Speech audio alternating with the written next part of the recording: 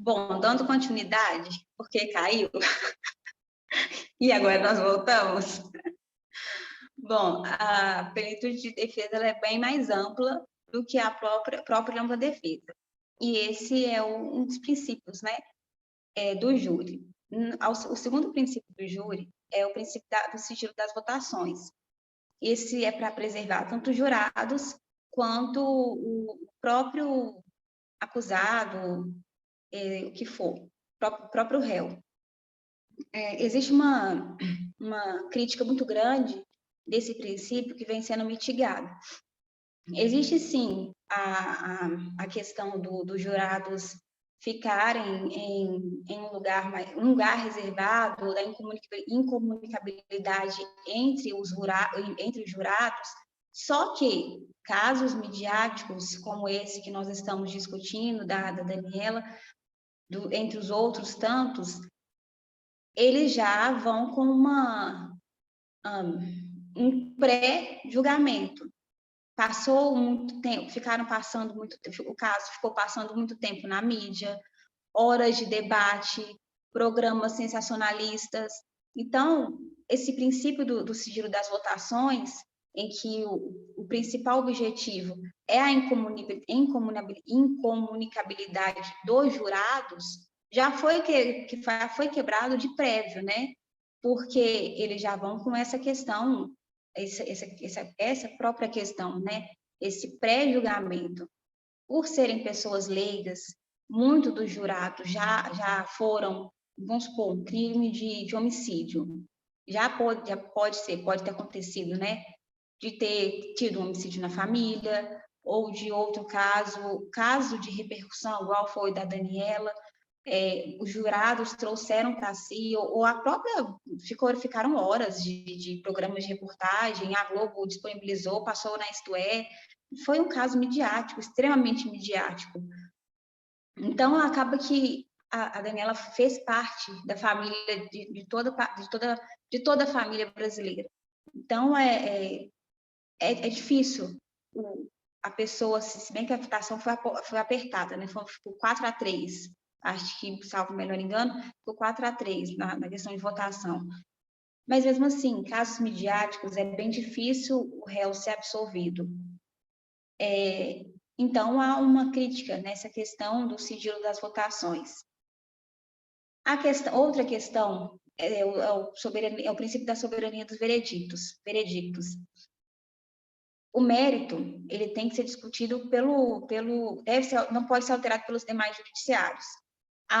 São casos de exceções, caso os jurados eles não julguem as provas trazidas aos autos, ou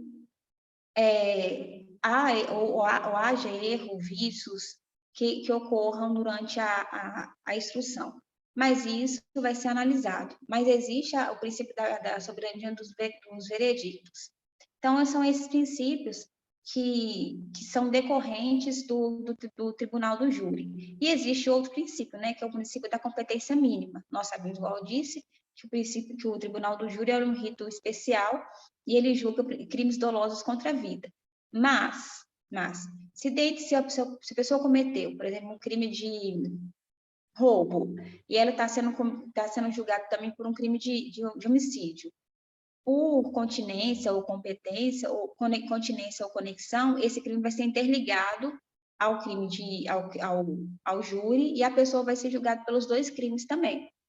O roubo, ele não é competência do júri, assim como o latrocínio ou qualquer outra coisa, a corrupção, qualquer outro crime. Os crimes de competência do júri são dos artigos 121 ao 128, mas por conexão ou competência, esses crimes serão interligados ao tribunal do júri.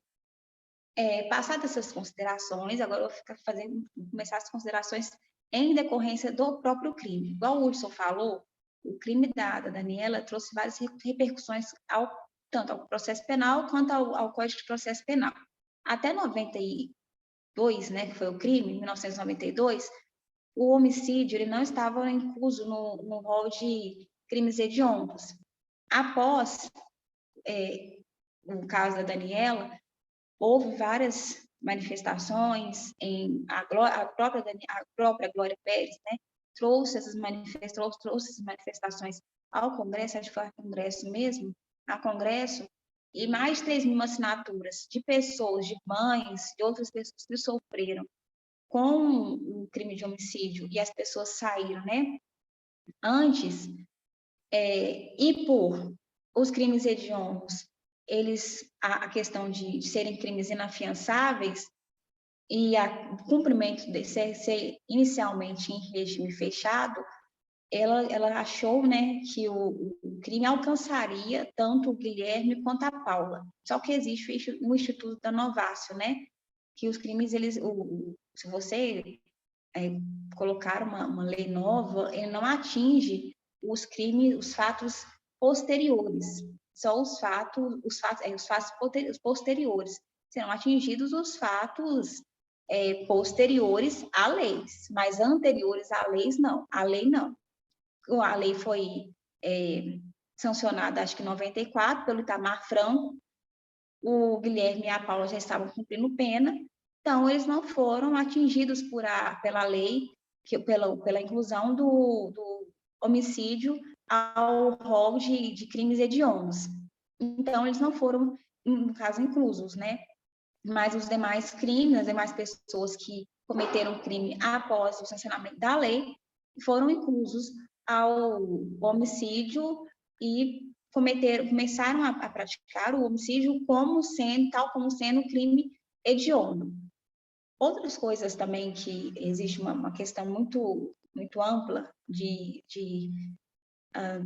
discussão são essas próprias questões dos crimes midiáticos, né? Não só, dos crimes midiáticos, enfim. Por quê? Isso eu estava lendo em vários sites, em teses de mestrado, de outras coisas também. O júri, igual eu disse, a questão dos princípios, por ser um juiz togado, um tribunal heterogêneo, um tribunal heterogêneo, criado sendo um juiz togado, mais 25 jurados, dentro desses 25 jurados, serão sorteados 7 para fazer parte do conselho de sentença. Dentro desses 7 jurados, primeiro são escolhidos 15. Aí, pode-se, né, ver-se, né, se há questões de impedimento ou suspeição. A defesa escolhe 3, escolhe, né? Elimina 3, tem a opção de eliminar 3, assim como a acusação. Por escolha própria mesmo. Seja por escolha de... a pessoa, sei lá, vamos supor, um crime de homicídio contra... um crime de feminicídio. E é uma mulher lá. Uma mulher que já sofreu violência doméstica. A defesa decide retirar aquela mulher, porque já fez uma pesquisa prévia, já viu em redes sociais que aquela mulher já postou que sofreu violência doméstica, então decide retirar. Pode retirar até um total de 3. Então, de início, são 25 jurados, depois vão para 15, e depois 7 jurados que fazem o conselho de sentença. Existe uma questão, que aí eu já entrando no caso da crítica, existe uma questão muito grande em relação a esses crimes midiáticos, pois não existe direito ao esquecimento em relação a esses crimes midiáticos. E é claro que a gente, aqui no Brasil, não existe a prisão perpétua, né? Mas acaba que as pessoas que cometem esses tais crimes, elas sofrem uma pena perpétua e não são ressocializadas totalmente. Eu não estou de forma alguma querendo afirmar ou afirmando que essas pessoas devem ser condenadas ou não deveriam ser condenadas. Os crimes praticados foram bárbaros e sim, houve uma condenação e sim, elas deveriam ser presas e cumprir a legislação conforme foi dito. A Paula, hoje, ela formou em Direito, ela casou com um advogado, o Guilherme, ele é daqui de BH, acho que ele é pastor de uma igreja, e até hoje eles são condenados pelos crimes que foram praticados em 92, pelo crime, né, que foi praticado em 92. Até hoje a sociedade julga como se ainda tivesse um tribunal do júri, como se ainda esse júri existisse. O júri, ele é um tribunal temporário. Aquele júri aconteceu, aqueles 7 jurados foram escolhidos e aqueles 7 jurados julgaram a causa. Aqueles 7 jurados, eles foram 7 jurados a favor de um povo todo, que representou um povo todo. E é bem estranho, porque até hoje nós ainda temos essa cultura desde aquela época de povo jogar na fogueira e continuar queimando, dos carrascos que a gente leu muito no livro, né, Vigiar e Punir, em que as pessoas deveriam sim ser condenadas à morte, ou da mesma maneira que elas cometeram crime, deveriam serem mortas. Mas hoje a gente está numa democracia, e a única vez em que o júri não foi instituído na Constituição foi em 37, eu acho, no governo Getúlio Vargas, e que houve o maior erro do judiciário, que foi o caso dos irmãos Naves, em que o júri decidiu pela absolvição dos irmãos Naves e que o Tribunal de Justiça de Minas Gerais decidiu pela condenação. Então, hoje, é uma crítica, né? E que eu só tô trazendo essa crítica para a gente finalizar e dar os nossos pareceres. O júri, mesmo passando os anos, mesmo pelo passar dos anos, nós ainda continuamos julgando, seja diariamente, mesmo que a pessoa se ressocialize. Ela pode frequentar uma escola, ela pode fazer faculdade, porque a LEP traz isso, a remissão da pena, através do estudo, através do trabalho. Existe os preceitos legais. Está na lei, pode cumprir. É legal. A leitura. Então que mude a lei, que mude a legislação toda, que mude o Código Penal todo, que mude o processo legal, o processo penal todo. Então vamos mudar tudo. Então a gente coloca tudo nas mãos do povo. Volte tudo para as mãos do povo, então volte tudo para as mãos de um rei, ou de um presidente, ou de qualquer que seja, para a gente ver o que fica legal. A gente volta para aquela lei retrógrada, né? E acaba tudo, porque nós vemos ainda, e eu volto a falar, eu não estou questionando nenhum julgamento, os crimes foram bárbaros. Matar uma mulher sem questão sem que ela possa se defender, né? E a defesa alegou que foi erro de tipo, e eu acho que ela alegou também que não foram eles, né? Foram alegadas 2 defesas na questão do Guilherme e da Paula. Mas eu não estou falando da questão do que foi, do crime. Estou falando dos aspectos gerais.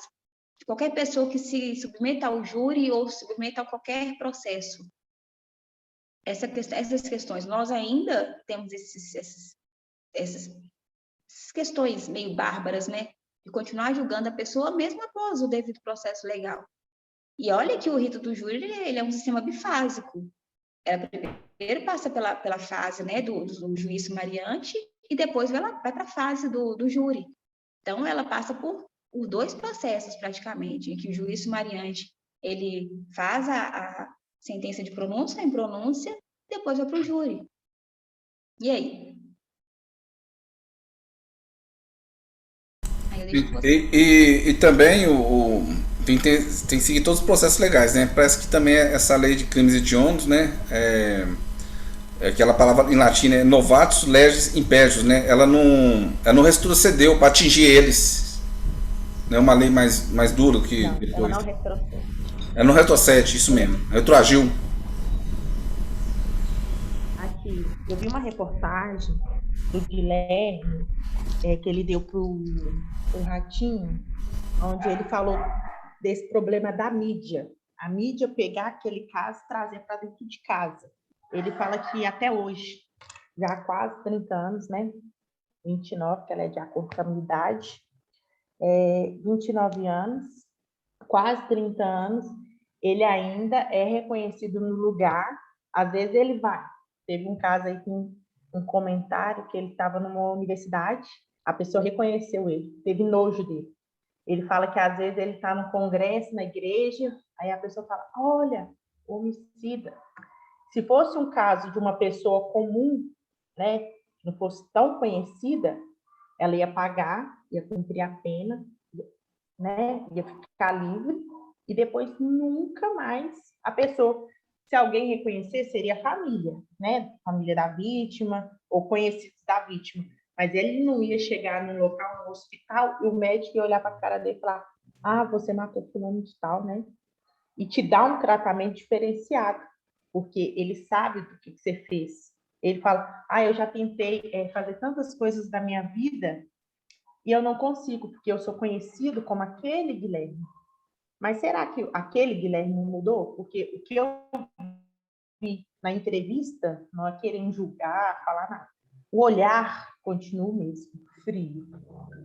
A pessoa continua mesmo agressiva. Então, assim, eu teria medo de sentar num local com essa pessoa, com o Guilherme, e falar assim, ah, não, vou constituir família com ele. Eu não, você tá doido. Eu, misericórdia, vou constituir família com... Não sei, né? Cada um pensa cada um. Mas você constituir família com a pessoa como ex-traficante, ex... pessoa que já roubou, mas com homicida à toa, porque o motivo dele foi torpe, não teve motivo para ele fazer aquilo. Então você vai constituir família com a... Eu não.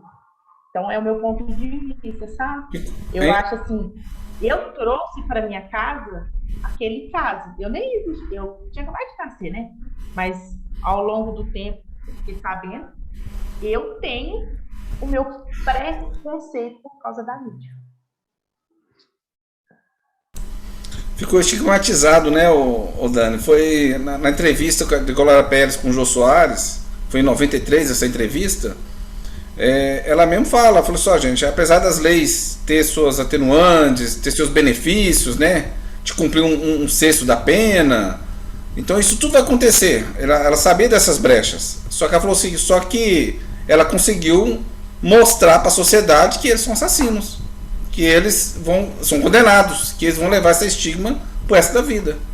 Então, o que ela falou assim, a prisão maior deles, o que eles vão ter agora, é isso aí, não tem como carregar o legado, né? Se esconder disso. A Paula nem é tão vista assim igual o Guilherme, né? Porque o Guilherme ficou conhecido porque fazia novela, que treinou. A Paula não, hoje ela vive uma vida normal, é casada, bem sucedida, e advogada, tem filhos. E assim, se você passar perto da Paula, você não reconhece a Paula. Mas se você passar perto do Guilherme, você reconhece o Guilherme. Na hora. Você fala, opa, conhece esse cara. Inclusive, a Paula entrou até com um processo, né, com a Glória Pérez, por causa da filha dela, que ela tem uma filha que eu acho que começou como se, né, a filha começou a fazer trabalhos artísticos, né, acho que na televisão, na propaganda, e parece que a Glória Pérez fez um comentário e a Paula Tomás, ela não gostou desse comentário e fez uma queixa-crime contra a Glória Pérez. Mas ele ainda não viu o resultado, não. E uma coisa curiosa também, né, gente? Esse mês de outubro também foi lançado um livro também sobre Daniela Pérez e também um seriado também que vai ser lançado, tá? Já está começando a desenvolver esse seriado para ser lançado, não sei se esse ano ainda. E essa notícia do mês de outubro agora, né? 30 anos do assassinato dele. Que o seriado condiz só com a parte e a mídia sabe, né? Só é o que o Guilherme fala, que só vai passar aquilo que a mídia sabe, porque ele nunca pôde falar o que realmente aconteceu. Ele, todas as entrevistas que eu vi dele, ele fala que eu não posso falar, porque se eu falar, eles vão entrar com processo contra mim, eu não posso falar, eu não posso não sei o quê. Então, tipo assim, ele nunca contou realmente a versão do que aconteceu. O Ratinho foi muito claro. Você não vai me contar? Você fez eu te chamar no programa, mas você não vai me contar? Ele fala, eu não vou te contar. Eu não posso. Não, vamos fazer a continuação. Mas você só sabe daquilo que a mídia trouxe para dentro da nossa casa. Agora vamos deixar as outras mocinhas falar.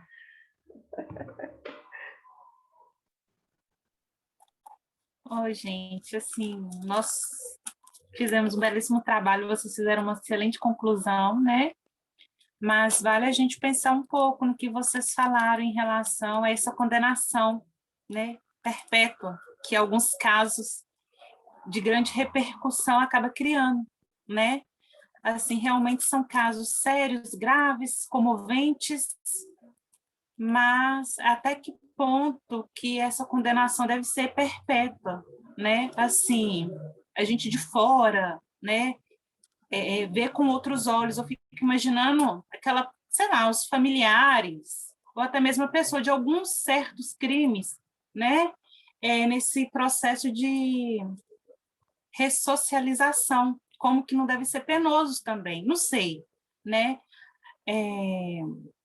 nós, acadêmicos de direito, né, nós somos a favor da justiça, né, e nós temos que pensar um pouco nisso, né, em relação a essa condenação. Então, eu deixo aqui essa reflexão. Ótimo, viu, Josiane? Bem pensado. Isso aí. A gente temos que ser imparciais nos nossos julgamentos, né? E também ser um pouco mais humano também. Como se diz, colocar-se no lugar daquela pessoa que nós estamos ali defendendo.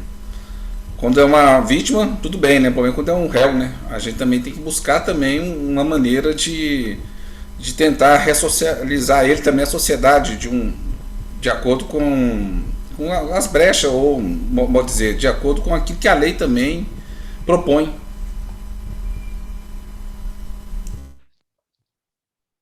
Mas é difícil se separar, né? Não sei vocês, já teve alguma pessoa que faleceu, foi assassinada, é muito difícil você se separar. Você olha assim para a pessoa, pro assassino, sei lá, você vê a história. Então, assim, eu não sirvo para trabalhar na área criminal, amo, mas não na área de defender, porque eu não consigo separar. Eu acho assim, o assassino, ele tem direito, sim, de uma vida nova, ele pagou aquele trem todo, mas ele não vai deixar de ser assassino. É verdade, é um assunto bem polêmico, né? Uma coisa que, em certos casos, é difícil, digamos, a gente engolir, né? Certos casos, mas eu fico pensando, assim, de forma geral, de alguns casos, de algumas condenações, que, infelizmente, o processo penal brasileiro tem muita falha no processo de julgamento. Vai que é uma pessoa inocente, que foi ali condenado por um crime que não cometeu, grande repercussão, aquela condenação, e é uma pessoa inocente. Isso acontece demais. Então, por isso que eu trouxe esse levantamento. Tem muitas pessoas inocentes, presas, condenadas, e não teve a oportunidade da ressocialização no mercado, né? Tanto de trabalho como na sociedade. Mas que é difícil, é. Você ali como família, você como família ali da vítima, é uma coisa assim que a gente tem gente que quer, digamos assim, fazer justiça com as próprias mãos, mas não pode, né? Mas nesse caso que você falou aí, a pessoa está lá, é inocente, aí ela precisa de um advogado muito bom. Muito bom. Vamos escolher um de nós aqui. Não preocupa, não. Vou falar. Deixa a Isabela falar um pouquinho. Você não precisa compartilhar o processo, não? Qualquer coisa a gente coloca o processo no negócio lá. Não precisa, não. Não, mas é isso mesmo. Acho que todo mundo falou o que deveria falar. À época até o pessoal achou que o juiz dosou a pena errada, de forma errada, que deveria ter sido mais. Acho que foram quase 70 horas de julgamento, 3.000 pessoas assistindo, então foi isso. E eles acharam que houve essa questão de dosagem, a dosimetria foi para menos. E eu achei muito, muito legal, eu até cheguei a falar com vocês, bom que todo mundo, não sei se vai todo mundo assistir, quem que vai assistir essa gravação. Terminar o Existe uma TDE. quem vai assistir nosso TDE? Você que vai assistir nosso TDE. Então, na terminação de existe... TDE, a gente consegue assistir alguma coisa. Assiste na velocidade 2, que é muito grande. Existe uma série muito bacana que tá no Netflix, que chama Bangs na TV. E esses dois lados da mídia, né? Que a mídia mostra e que de fato é. E é muito bacana, que tem o peso e contrapeso. Então, e nós somos influenciados pela mídia de forma que julgamos muito errado. Não estou falando que é o caso, porque às vezes não houve uma condenação justa. De fato, eles mesmos falaram que mataram, eles confessaram, houve confissão. Na sentença fala que houve confissão. Então, aqui não é o caso da Daniela Pérez. Nós quisemos trazer esse julgamento, esse caso, esse crime, porque houve mudança na legislação, é um crime de repercussão. O Guilherme afirmou que foi um crime passional, a primeiro momento foi um crime passional, que ele tinha uma obsessão pela Daniela. Então, foi um caso de grande repercussão. Mas e os casos que não são de grande repercussão e que há um julgamento errôneo? Né? Assim, igual agora que está acontecendo esses reconhecimentos por fotocópia e outras coisas que as pessoas têm sido presas. E quando é um homicídio? E aí? Em que o povo julga? É muito difícil. Então, é uma linha bem tênue entre o que é verdade e o que não é. E quando chega até a mídia, e cai até a mídia, gente. Quando chega até a mídia é muito difícil. Quando acontece isso tudo, é muito difícil, porque a mídia tem um poder muito grande de manipulação em massa. E aí fica muito difícil. E eu vi uma reportagem isso foi de 92, em que, durante o julgamento, um jornalista estava analisando a própria sentença. E o jornalista, formado em jornalismo, estava analisando a dosimetria da pena de acordo com o Código Penal, de acordo com o artigo 59 do Código Penal, em que a formação de jornalismo.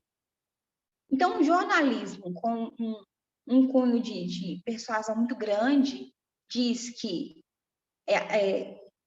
publica em um jornal de grande circulação que a dosimetria estava errada, que as circunstâncias e os outros fatos do Código Penal, do artigo 59, que diz respeito ao artigo 59 do Código Penal, e que o juiz estava errado, o que vai acontecer com a sociedade? Todo mundo vai achar que está errado. Não vai ter aquela sentença não vai ter credibilidade. Então, era isso que eu queria falar. É isso. Também acho que é isso. Eu acho que deu para passar um pouquinho do nosso conhecimento para todos. Espero que realmente quem tem interesse busca outras fontes também. Leia o livro, vai ver o documentário, porque tem muito, muito, muito assunto ainda para se falar, mas o nosso tempo é pouco. Pessoal, também agradeço a todos vocês, tá? Foi excelente aqui o nosso debate, o nosso trabalho, né, sobre esse tema. É um tema tão importante, muito rico, em muito detalhe, tem muito assunto que a gente vai conversar. Ainda vai ter um seriado que eu quero assistir, esse seriado quando surgir, né? Deve ter mais novidades aí nesse caso. E como deixou uma frase, eu esqueci o nome do autor, ele falou: quantas Danielas ainda nós vamos precisar de perder e quantos Guilherme de Pádua ainda nós vamos ter que condenar. É isso aí. Obrigado. Obrigada e tchau, tchau. Tchau, tchau.